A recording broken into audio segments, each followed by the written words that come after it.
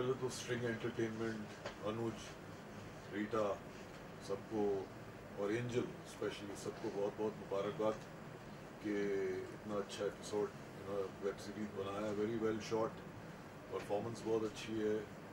और अपना नाम ताले तेला तेला नाम रुपेश। हाँ रुपेश बहुत अच्छा काम किया सबने। एंजल ने भी बहुत अच्छा काम किया। It's very good. New commerce इतनी मेहनत करते हैं, इतना अच्छा काम करते हैं। और मुझे बहुत अच्छा एपिसोड लगा। मैं एक इंस्पेक्टर बना हूँ इसके अंदर, जो कि लालची है बहुत, पैसे का लालच है।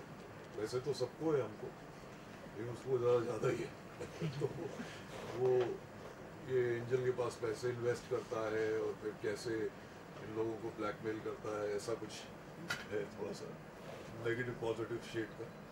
और बहुत अच्छा लगा। शूटिंग हम लोगों ने आसाम में की। लोकेशंस जैसे आप देखें, बहुत अच्छी लोकेशंस हैं। एंजल की परफॉर्मेंस बहुत अच्छी है, वेरी टैलेंटेड गर्ल, बहुत अच्छी डांसर है।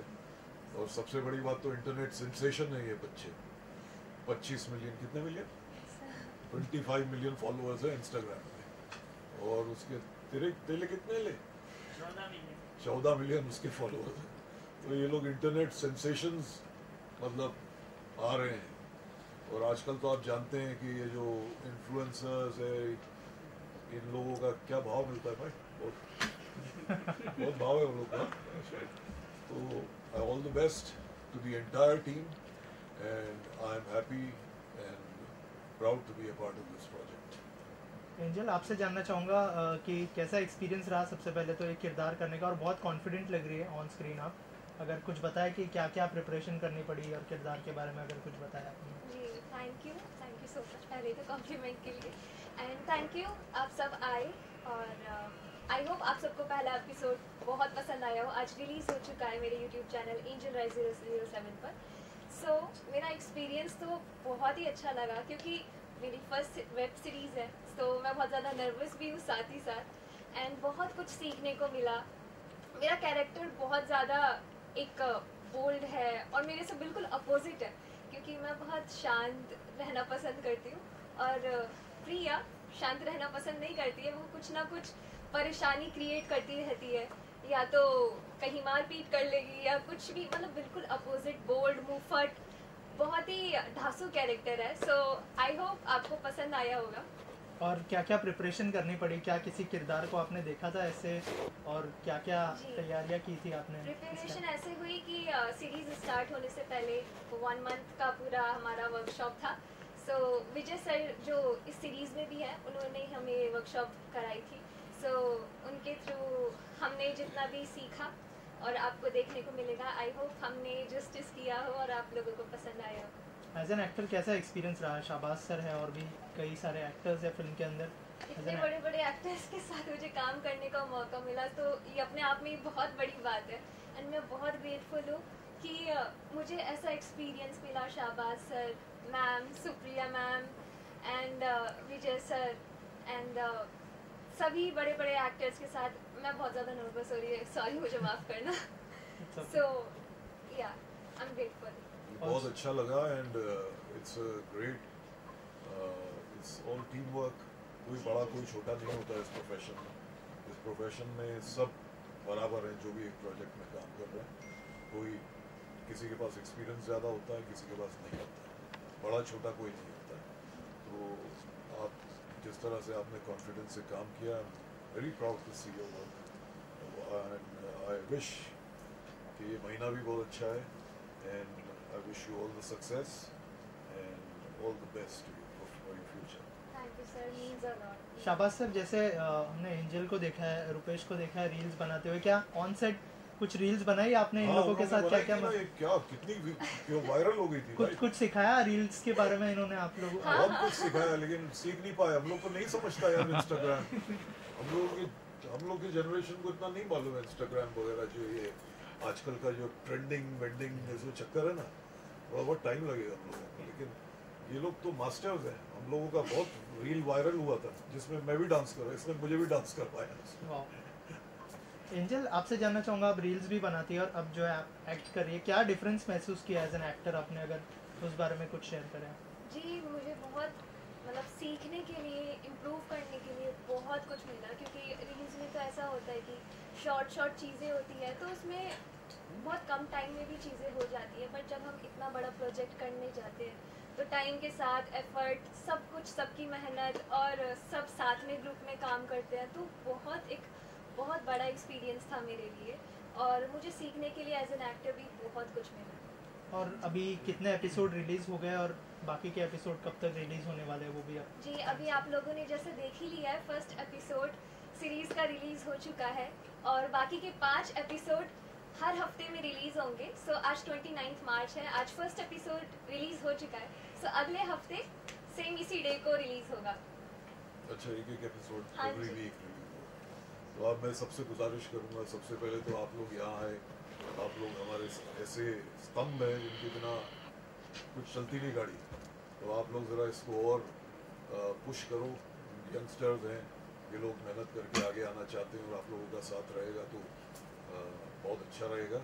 एंड जो भी लोग देख रहे हैं उनसे गुजारिश करूंगा कि ये यूट्यूब चैनल पे एंजल राय 007 पे ये एपिसोड रिलीज हुए हैं।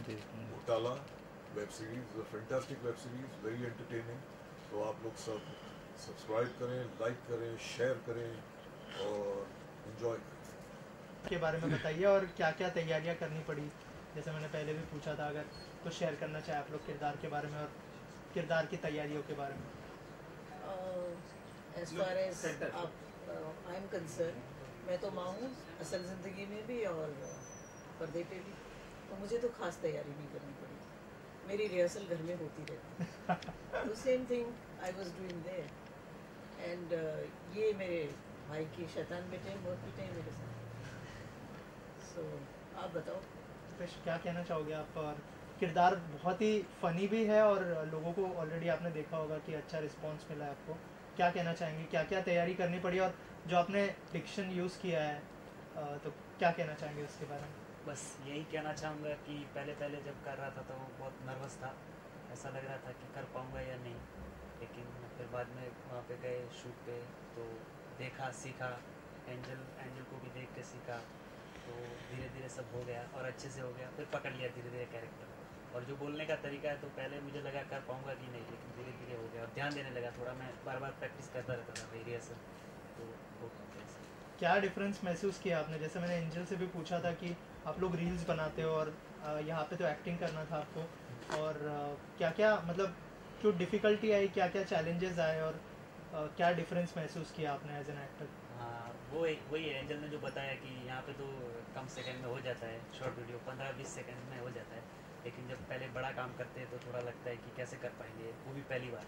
तो मेरे लिए भी फर्स्ट टाइम था और डर सा भी लग रहा था कि कर पाऊँगा कि नहीं, लेकिन फिर बाद में हो गया बस। मैम, आपसे जानना चाहूँगा कैसा एक्सपीरियंस रहा रुपेश के साथ, एंजल के साथ? और बहुत अच्छा। इनफैक्ट ये कह रहे हैं हम नर्वस, तो मुझे तो कहीं ये लोग नर्वस लगे नहीं। आजकल वैसे भी कहते हैं कि बच्चे कहाँ पैदा होते हैं, बाप पैदा होते हैं। तो ये तो सब भाई बहुत ज़बरदस्त लोग हैं, सब ने बहुत ही बढ़िया काम किया। एंड अभी जो फाइनल मैंने आज जो रिज़ल्ट देखा तो वेरी इम्प्रेस्ड, बहुत अच्छा। कहीं ये लग नहीं रहा कि ये नए हैं या ये पहली बार काम कर रहे हैं, बहुत बढ़िया काम किया है। I am very impressed. Ma'am, और आपके जो कैरेक्टर है लोग कनेक्ट करेंगे, ऐसा लगता है? हाँ, सब माओ का यही हाल है, ज़रूर कनेक्ट करेंगे। रुपेश, आपसे जानना चाहूँगा कि मैम थे फिल्म के अंदर, शहबाज सर थे, उनसे क्या सीखा आपने एज एन एक्टर? मैम के साथ इतना ज़्यादा कुछ था नहीं मेरा, मतलब आगे इतना कुछ था नहीं वो शूट का टाइम, और शहबाज सर के साथ भी कम ही था, लेकिन बहुत कुछ सीखने को मिला, किस अंदाज से करते हैं वो बहुत सीखने को मिला, और मैम से भी बहुत सीखने को मिला कि कैसे करना चाहिए। तो आगे इनसे ही सीख के आगे का शूट फिर किया मैंने कि कैसे करते हैं। ऐसी कोई चीज़ है जो आप लाइफ में कैरी फॉरवर्ड करना चाहेंगे आगे काम करते हैं उसके अंदर? ऐसी कोई चीज़ है जो आपने सीखी हो जो आप आगे भी काम में यूज़ करना चाहेंगे? ठीक है, अभी जो काम किया है वो लोगों को पसंद आए, और आगे भी यही करना चाहूँगा कि लोगों को पसंद आए ऐसा कुछ काम। मैम, कुछ कहना चाहेंगे आप जो ऑडियंस देख रही है उनको? All the very best. जैसे फर्स्ट एपिसोड रिलीज हो चुका है, I request everyone to watch and please share further. So that ये बच्चों का हौसला और बढ़े। और वैसे तो ये लोग बड़े उस्ताद हैं भाई, एक के 55 लाख हैं 25 मिलियन और इनके 25 मिलियन है, मतलब एंजल के 25 मिलियन अच्छा ये कम है। अच्छा तो 55 हो जाएंगे भाई, मेरे मुंह से 55 निकला है तो जल्दी हो जाएंगे मेरे ख्याल, इसी हफ्ते हो जाएंगे। 5 करोड़ हैं? 25 मिलियन हाँ वो मिलियन तो करोड़ों में हो गई ना बात। 5 करोड़ उसके हाँ तो हो जाएंगे और अब। 1.5 करोड़ 2 करोड़। हाँ तो भारत की जनसंख्या के आसपास हो जाएंगे। Okay thank you so thank you much so much. ये तो लीड कैरेक्टर में है सर। सेंटर मैं मास्टर का रोल प्ले कर रहा हूँ, नेगेटिव कैरेक्टर है और आखिरी एपिसोड में आता है। और अगर एक और सीज़न बनेगा तो वहाँ उसकी स्टोरी शुरू होगी, लेकिन इसमें आखिरी एपिसोड में आता है और है नेगेटिव कैरेक्टर। ओवरऑल तो माहौल अच्छा ही था वहाँ शूट करने का। बाकी आप इनसे पूछिए, लीड कर रहे हैं इसको। क्या कहना सो चाहिए? बेसिकली मेरा कैरेक्टर साहिल का है और इसमें मैं बेसिकली हमारी स्टोरी जो है बेसिकली जो हमारा एक एमएलएन के अराउंड पूरी चलती है और किस तरह से एंजल मतलब मुझसे मिलती है और किस तरह से हम साथ में मिलके काम करते हैं और स्टोरी को आगे बढ़ाते हैं। और अच्छा लगता है, मतलब एक इंटरेस्टिंग चीज़ें हैं, इंटरेस्टिंग चीज़ें होती हैं, फोल्ड आउट होती हैं। सारी चीज़ें यहाँ पे मतलब नहीं बता सकते, थोड़ा काफ़ी सस्पेंसफुल चीज़ें हैं और कैरेक्टर मेरा काफ़ी सपोर्टिंग है। इसके साथ में एंजल के साथ सपोर्ट करके हम लोग किस तरह से एक ज़ीरो से लेके एक अच्छे लेवल तक पहुँचते हैं और वहाँ पे जाने के बाद एक बड़ा मुकाम हासिल करने के बाद किस तरह की चीज़ें, किस तरह की प्रॉब्लम्स आती हैं एक लाइफ में लोगों की। हमें लगता है कि जब तक इंसान गरीब है तब तक ही इंसान के साथ प्रॉब्लम्स आती हैं, लेकिन ऐसा नहीं होता है। जब इंसान बहुत पैसा कमा लेता है और किस तरीके से पैसा कमाता है वही बहुत ज़रूरी है। और अगर तरीका वो सही नहीं होता है तो उसमें प्रॉब्लम्स किस तरह की आ सकती हैं, तो वो सब चीज़ें हैं। और अच्छा था, कैरेक्टर अच्छा था, तो मज़ा आया सारा काम करके। सर आप क्या कहना चाहेंगे, कैसा एक्सपीरियंस रहा एंजल के एक्सपीरियंस साथ? बहुत अच्छा था और एंजल ने बहुत अच्छा काम किया, बहुत बहुत टैलेंटेड है और एक्टर्स भी सब टैलेंटेड ही हैं इसमें। लेकिन एंजल के बारे में कहूँगा शी इज़ एक्सेलेंट। और माहौल ओवरऑल अच्छा ही था, सब कुछ अच्छा था, लोकेशन अच्छी थी, ग्रुप अच्छा था और मैंने तो सारे एपिसोड्स देखे हैं। मुझे तो ओवरऑल ये सीरियल अच्छी लगी है। बेसिकली ऑडियंस बहुत कनेक्ट करेगी इसके साथ में। लोग आजकल मेरे ख्याल से सबको मालूम होगा जो मल्टी लेवल मार्केटिंग किस तरह से चीज़ें काम करते हैं, दो के बाद दो लोग जोड़ते हैं, वो सबने अपनी अपनी लाइफ में देखी हुई चीज़ें। तो उस पर बेसिकली किस तरह से लोग फंसते हैं, किस तरह से लोग अपना पैसा लगाते हैं, पैसा बर्बाद करते हैं, वो सब चीज़ें हम अपनी अपनी लाइफ में आई थिंक सब लोग देख चुके हैं। और किस तरह से चीज़ें इसमें भी वर्कआउट करेंगे और बहुत रिलेट कर पाएंगे आई थिंक लोग, और मज़ा आएगा आई थिंक लोगों को देखने में। और we just hope for the best. एक वर्ड में ये है कि इसका मॉरल ये रहेगा कि लालच बुरी बला है। लालच बुरी बात है। Thank you so much. इतना फैमिली जैसा ही फील हुआ, रियल फैमिली की तरह फील हुआ। और इतना मेरा कैरेक्टर जो है वो एक्चुअली मेरी तरह ही है, तो मुझे फील नहीं हुआ कि मैंने एक्टिंग किया। मैं मतलब झगड़ालू भी हूँ, बहुत बबली टाइप का मैंने कैरेक्टर किया, तो मुझे बहुत मज़ा आया करके एंड सीखा भी बहुत एक्टर के बारे में। एंजल आपसे जानना चाहूँगा, जैसे हमने कहा कि बहुत सारी फैन फॉलोइंग है, वो कभी कभी क्या कहना चाहेंगे, एग्जैक्टली क्या हुआ था इस बारे में अगर? देखिए हाँ जी, सो मैं कुछ टाइम से परेशान थी। सो एक्चुअली हुआ ये था कि बहुत सारे फैंस हैं, बहुत प्यारे प्यारे फैंस हैं, and I am so grateful कि मुझे इतना ज़्यादा प्यार मिलता है, सपोर्ट मिलता है। बट कई बार होता है कि कुछ लोग होते हैं जो कि परेशानी क्रिएट करते हैं और उनकी वजह से बहुत ज़्यादा डिस्टर्बिंग फील होता है कि ऐसा क्यों हो रहा है मेरे साथ। सो उन्हीं में से एक आदमी था, तो उन्होंने शुरू में तो वो फ़ैन की तरह ही थे, तो मैंने इतना कुछ नोटिस नहीं किया, पर धीरे धीरे अब्यूजिंग और हर चीज़ एक होता है कि उन्हें ऐसा लगता था कि उन पे मेरा हक है, उन पे मेरा हक है। सो हर चीज़ बोलते थे कि ये नहीं करना, वो नहीं करना, पर धीरे धीरे बहुत ज़्यादा अब्यूजिंग करते गए। तो मैंने छोड़ दिया उस वक्त। मैंने सोचा कि ठीक है, कोई बात नहीं, मैं इसे इग्नोर कर सकती हूँ। मैंने ब्लॉक कर दिया जब मुझे लगा कि चीज़ें मुझे अच्छी नहीं लग रही है और उनका ज़्यादा हो रहा है, तो मैंने ब्लॉक कर दिया इंस्टाग्राम से। बट फिर वो मेल पर उठ के आ गए और मेरे स्नैपचैट से कनेक्टेड है मेल, तो मेरी लाइक वो पर्सनल मेल बोल सकते हैं कि मैं देखती रहती हूँ वो सब चीज़ें, तो उस पर आके मेरी फैमिली को, मुझे, मेरे साथ जो काम कर रहे हैं लोग, इवन जो भी लोग के साथ मैं काम कर चुकी हूँ उनके लिए इतना गंदा गंदा बोला, और मेरे लिए कि सर काट देंगे, हाथ पैर तोड़ देंगे, सबके सामने जिंदा जला दूंगा, और मुंबई में रह रही हूँ तो मेरे से खतरा है। तो मुझे उस चीज़ के लिए बहुत ज़्यादा डर लगने लगा कि इतना ज़्यादा मेल पे कोई कैसे बोल सकता है खुलेआम। तो मुझे लगा ये चीज़ सही नहीं है, अगर कल को कुछ गड़बड़ हो गई, और भगवान न करे ऐसा हो, टचवुड, सो मैं कहाँ पर हूँ बोलते हुए कि अगर कल को कुछ ऐसा हो गया, बट होना नहीं चाहिए, तो मुझे सावधान रहना चाहिए कि एटलीस्ट मैंने FIR करी थी, मैंने कंप्लेंट करवाई थी उस बंदे की, तो मुझे उस वक्त एक्शन लेना चाहिए था। ऐसा कल को रिग्रेट ना हो कि मैंने कुछ भी नहीं किया, मैंने उसे इग्नोर किया। तो मैं नहीं चाहती थी कि कल को कुछ ऐसा बड़ा चीज़ हो, क्योंकि मुझे तो अभी जैसे मैं प्रमोशन में आई हूँ और मुझे बाहर जाना होता है, फिर मुझे हर तरफ सावधानी रखने की ज़रूरत पड़ेगी, क्योंकि मैं सबसे मिलना पसंद करती हूँ, सबसे बात करना पसंद करती हूँ, और मैं चाहती हूँ कि जिनसे भी मिलूँ मैं अच्छे से मिलूँ। तो मैं मना भी नहीं कर सकती हूँ कि नहीं मैं आपसे नहीं मिलूँगी, या ऐसा नहीं होना चाहिए मेरे साथ, इसलिए मैंने FIR कंप्लेन करी। पुलिस की तरफ से अब तक क्या एक्शन हुआ है, क्या उनको अरेस्ट किया है या नहीं किया है? जी, पुलिस की तरफ से वो अपना काम कर रही है, मैंने FIR करवा दी है, अपनी गवाही दे दी है। कल मैं मजिस्ट्रेट ऑफिस में गई थी, प्रॉपर मेरी गवाही ली, मुझे बहुत वेट करना पड़ा, हालांकि मैं सुबह गई थी, शाम को गवाही हुई, और मेरी कल हालत भी ख़राब थी, मेरी तबीयत ख़राब थी बहुत ज़्यादा।